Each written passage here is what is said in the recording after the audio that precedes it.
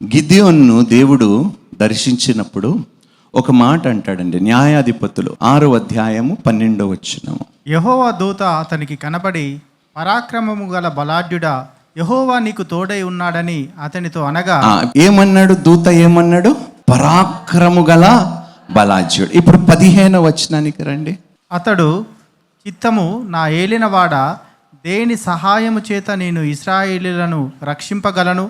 నా కుటుంబము మనుష్య గోత్రములో ఎన్నిక లేనిదే, నా పితరుల కుటుంబములో నేను కనిష్ఠుడనే ఉన్నానని ఆయనతో చెప్పెను.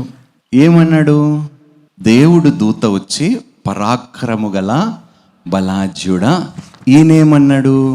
నా కుటుంబములోనే నేను కనిష్ఠుడిని. The Lord is with the mighty man of valour అని అంటే, I am the least in my father's house. పరాక్రము గల బలాఢ్యుడు అంటే నేను కనిష్ఠుడినండి, నేనేం చెయ్యగలుగుతానండి. God called Gideon mighty. ఏమని పిలిచాడు గిద్యోన్ని? పరాక్రము గల బలాఢ్యుడు. గిడియన్ ఏమన్నాడు? ఐ ఎమ్ ద లీస్ట్ అన్నాడు. అంటే లీస్ట్ అంటే ఏమిటి?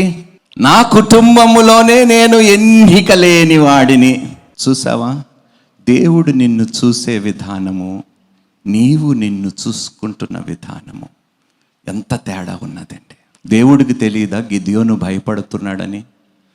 మిద్యానీయుల నుండి దొరకకుండా దాక్కుంటున్నాడని దేవునికి తెలియదా? అయినను దేవుడు అన్నాడు, పరాక్రము గల బలాఢ్యుడా అన్నాడండి. హల్లెలూయా.